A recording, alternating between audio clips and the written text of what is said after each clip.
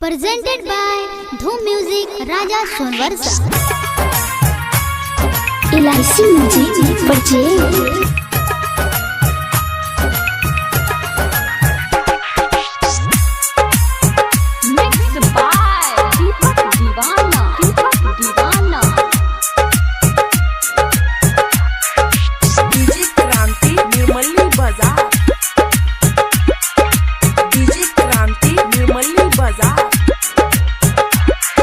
सुनला भैया इहो कहानी दुख भरल छ इहो किस्सा कहै छिय आयन चालीसा। एकर घर बिहार पड़ै छै, पटना से बिलोंग करै छै।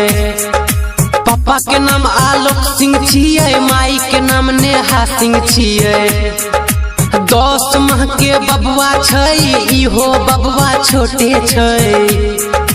बड़ी भयानक भेलै बीमारी, बाबू माई भेलै लाचारी। बड़ी दुख भरल छै खिस्सा, सुनला भैया आयन चालीसा।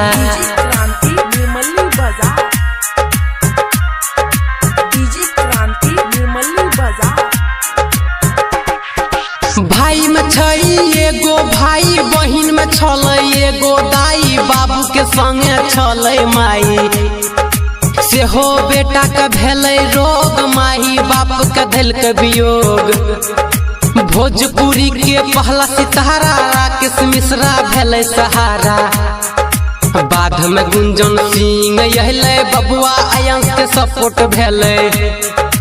अंकुश राजा जब अहलै, हाथ जोड़ के गुहार लगेलकै।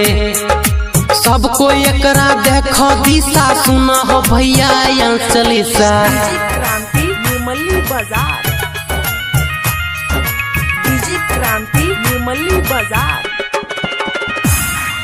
नीतीश मोदी ने पैसा दिलकै, बिहार के जनता चंदा केलकै, तब जाके इलाज चलेलकै। राकेश पांडे पहला भैया, बबुआ के 5 लाख दिलकै रुपैया। बीमार छै बड़ा झकझोर, सुई के दाम 16 करोड़। नीतीश मोदी से कहे छी बतिया, सहायता कर कुछो रुपैया। संगम संतोष लिखल के बतिया, राजू रंजन गाब छबतिया।